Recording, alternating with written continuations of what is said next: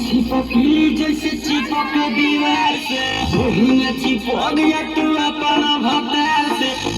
दिन कमाई हर से आई हकार से रात भर मजा चले बेटा तू प्यार से आज भर ढेउ दा ढोढ़ी जानी छिउ दा थकल बा मिजाज जानी हो वाला फेंदा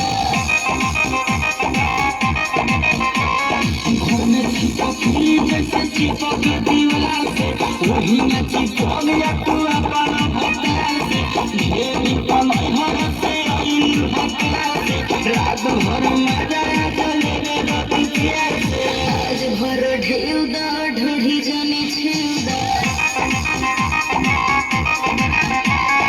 थकल बा मिजाज जानी हो वाला फेंदा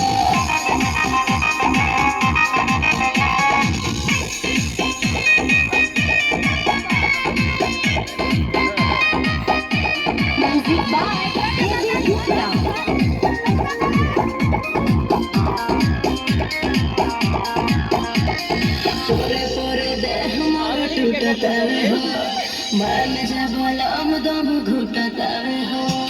आगो तने पास बड़ा दास नखे हो मोरो की बखेत जौन दी आज जो आज भर ढेउ दा ढोढ़ी जानी छिउ दा थकल बा मिजाज जानी हो वाला फेंदा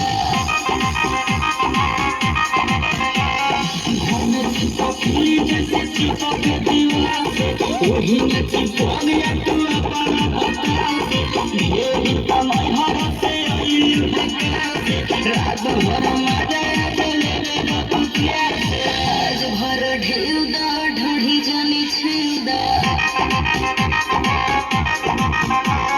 थकल बा मिजाज जानी हो वाला फेंदा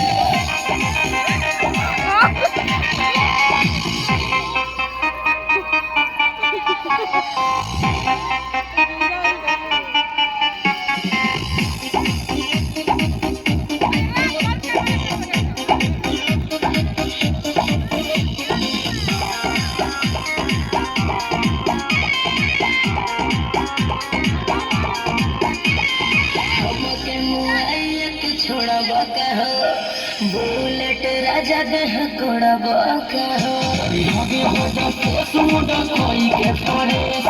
मारी नहीं